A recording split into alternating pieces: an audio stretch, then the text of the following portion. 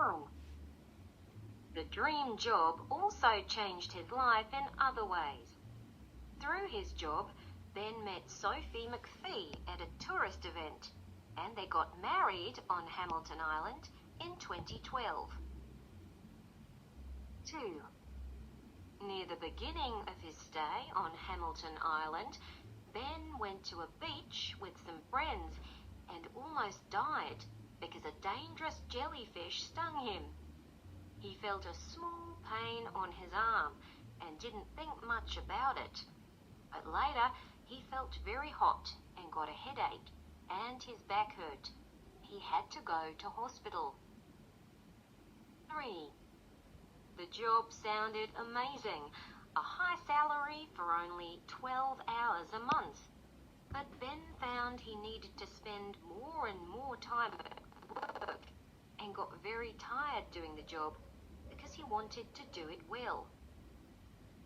4. So, where is Ben now? Well, for the first time in his life, he's living in a city. He lives in the city of Brisbane with his wife and still works for the tourism industry here in Australia. 5. 35,000 people wanted to get the dream job, so when Ben got it, everybody wanted to know about him. He did a 10-minute interview on television in the United States, and people in 140 countries watched it. He was big news.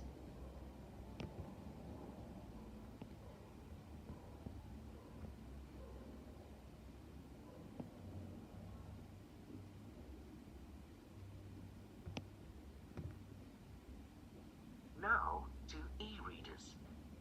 Let me tell you about the new Amazon Kindle 3. They're calling it the future of e-reading and the best product on the market. It is 15% lighter than Kindle 2. It is also smaller and more comfortable than the previous model. In fact, it is pocket-sized, which means you can carry it anywhere. Take it to the beach with you. You can easily read it in strong sunlight. You can also read more of your favorite newspapers with the Kindle 3. Hola. There are now 130 newspapers available. There are an amazing 11,000 blog feeds available too. And if that's not enough reading material, there are now 400,000 books to choose from as well.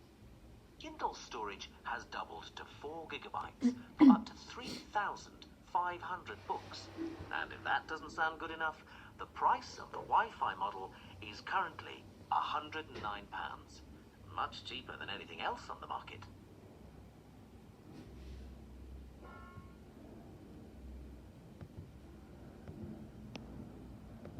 Favorite newspapers with the Kindle 3. There are now 130 newspapers available. There are an amazing 11,000 blog feeds available too. And if that's not enough reading material, there are now 400,000 books to choose from as well. Kindle storage has doubled to 4 gigabytes for up to 3,500 books. And if that doesn't sound good enough, the price of the Wi-Fi model is currently £109, much cheaper than anything else on the market. Pounds. 109 pounds.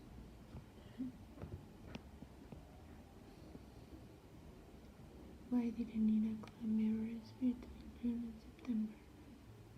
It's too windy, it's too cold, it's too stormy. What's birthday Nina? She was preparing for the climb, running and walking on the road freeway. Why did Nina think of the hot food of the trip? Tastes very good, it has a good health, it's better to me. What helped Nina when she was tired? The energy for the team. A cup of tea a day of 10. What does Nina think of her experience? The thing that she ever done. It taught her about the problems on the Everest. It's made her stronger. She made music. Hi, and in today's final program in our series called Adventures Around the World, I'm happy to welcome Nina Balding. Nina's just arrived in the studio, and she's going to tell us about her experience of climbing Mount Everest and how she prepared for it. At nearly 9,000 meters, it's the tallest mountain in the world, and thousands of people try to climb it each year. Nina, thanks for joining us. Thanks. Great to be here. Now, it sounds like you had an amazing trip, Nina. First, can you tell us why you climbed Everest at this time of the year? Hi. Yes, well, we set off at the beginning of March, but didn't start climbing until April. It's best to climb the mountain during April and May. In winter, the low temperatures and strong winds make it much more difficult. And between June and September, there are often dangerous storms. And how did you begin to prepare for the climb? Well, of course, the first thing is to be very fit. If you're fit, you find it easier to breathe on Everest. I trained for about 12 months before I went. I used to run for an hour every day with a heavy rucksack, and I did weight training. If you can, you should also climb other mountains to get some experience. And you came back last week. Do you still feel fit at the moment? Yes, I do, but I lost a lot of weight while I was on Everest. That's quite normal. In fact, I was told to eat a lot before I left so that I would be heavier during the climb. And did you carry food with you? Yes, you have to eat all the time. The problem is, when you're climbing, you often don't want to eat. We took a lot of nuts, biscuits, and chocolate. When we weren't climbing, we cooked meals that we had taken with us. You know, prepared meals in plastic bags that you put in boiling water. They're not very tasty. We also had to melt snow and ice to drink. What special clothes did you need for the trip? Lots. Although May is a good month, it can still be cold. One day it was minus 15 degrees. You can't imagine how cold that is. However, I wore strong boots for the snow and ice, and I had 5 pairs of socks. The pants and jackets I took were light, but they kept me very warm. I wore them in my sleeping bag because it was the best way to dry them at the end of the day. I also bought really good sunglasses and goggles to protect my eyes. Where did you begin the climb? We started to climb at a place called Base Camp. We stayed there for 4 weeks so that we could get used to the extreme conditions. At first, we all found it difficult to breathe because the air was very thin. I got a lot of headache and didn't feel very well. And I know you don't like the cold. Was that very difficult for you? Yes, it was. When the temperature of the body falls, you just want to sleep. But I knew that was dangerous. Some days I just wanted to stay in the tent with a cup of tea. But I was in a good team. They had a lot of energy, and that helped me a lot. Great. So now that you're home, what was the best thing about the trip for you? Well, it was always my dream to climb Everest, so I'm very happy I've done it. But the best thing is that it's made me a stronger person. And I have to ask you, Nina, would you do it again? I'm not so sure. I know I've done it, but I think that too many people are climbing Everest at the same time. A mountain should be a quiet place, but it was very busy. Thanks, Nina. It's been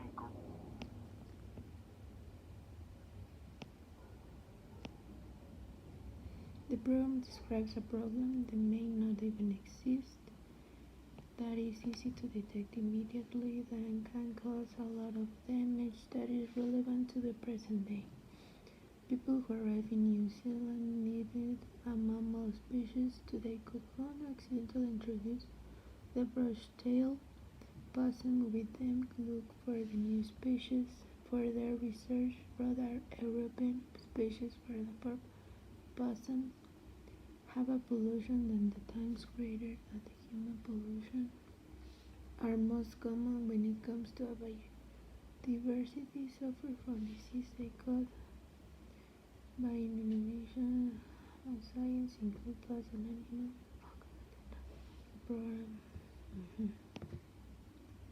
Hello, welcome to In Our Nature. In our first program, we're going to take a fresh look at the field known as bioinvasion science. Sounds scary, but what exactly is it? Here with us is Pippa Cobcroft, an expert in this field. Pippa, could you explain? Of course. Bioinvasion science is the study of plants and animals that end up living in regions where they were not originally living before.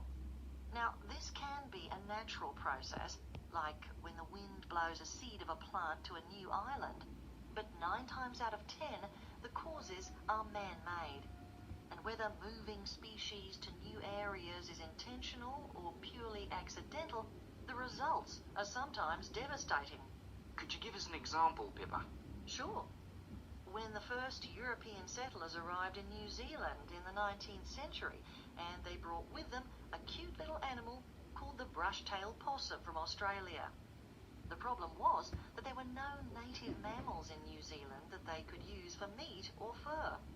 The possum tasted good and had a fine coat of fur, so they introduced it to New Zealand. At first, there were just a few of these adorable creatures on the islands. In less than 130 years, however, the population had reached 70 million. And even now, after considerable efforts to eradicate them, they are still outnumbering humans by about 10 to 1.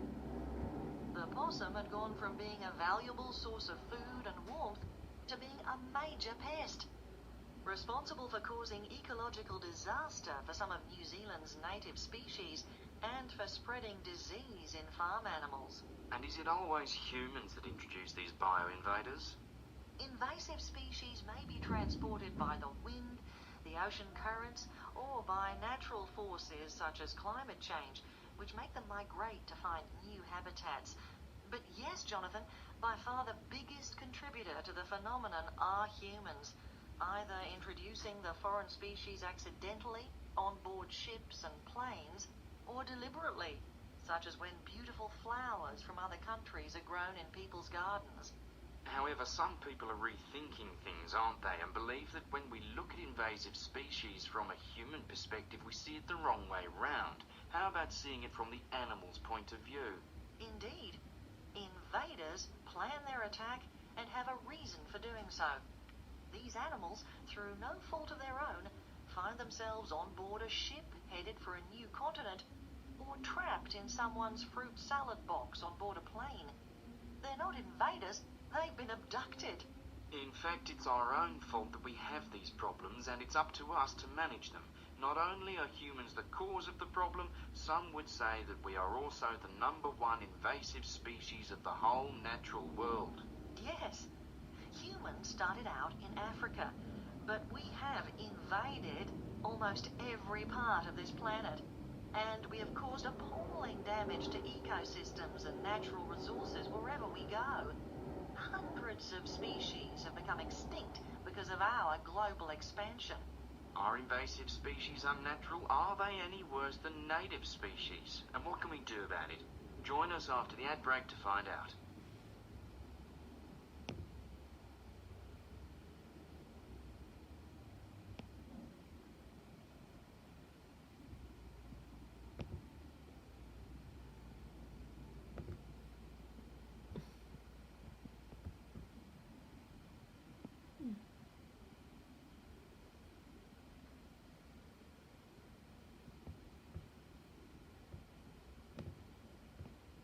Today we're going to be taking a tram tour through part of the Everglades National Park. Quite probably we'll be seeing a number of crocodiles sunning themselves by the side of the water, or poking their heads up through the water. Needless to say, we will not be getting off the tram at any time until we leave the area because of the danger posed by the crocodiles. By the way, you've probably heard of the expression, crying crocodile tears. It is common to say that someone is crying crocodile tears when he or she is pretending to be sad or full of regret. Crocodiles always appear to have tears in their eyes, but they are not crying because of sadness or even pretended sadness. Instead, a crocodile uses its tear ducts to get rid of extra salt from its body. A crocodile does not sweat the same way that humans do, and must get rid of extra salt through tears. So if you see a crying crocodile, do not think that it's feeling sad. It is basically sweating through its eyes. Look, over there on the right. There are two large crocodiles on the water's edge, right next to the fallen trees. You can get out your cameras and take pictures from here on the tram, but no, you cannot get off the tram to get any closer.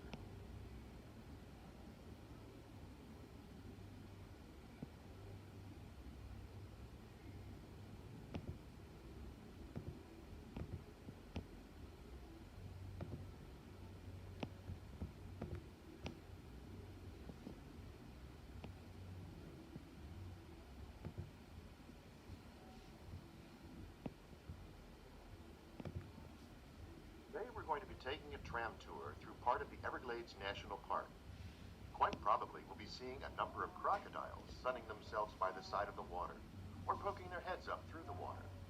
Needless to say, we will not be getting off the tram at any time until we leave the area because of the danger posed by the crocodiles. By the way, you've probably heard of the expression, crying crocodile tears. It is common to say that someone is crying crocodile tears when he or she is pretending to be sad or full of regret. Crocodiles always appear to have tears in their eyes, but they are not crying because of sadness or even pretended sadness. Instead, a crocodile uses its tear ducts to get rid of extra salt from its body. A crocodile does not sweat the same way that humans do, and must get rid of extra salt through tears. So if you see a crying crocodile, do not think that it's feeling sad. It is basically sweating through its eyes. Look, over there on the right. There are two large crocodiles on the water's edge, right next to the fallen trees. You can get out your cameras and take pictures from here on the tram, but no, you cannot get off the tram to get any closer.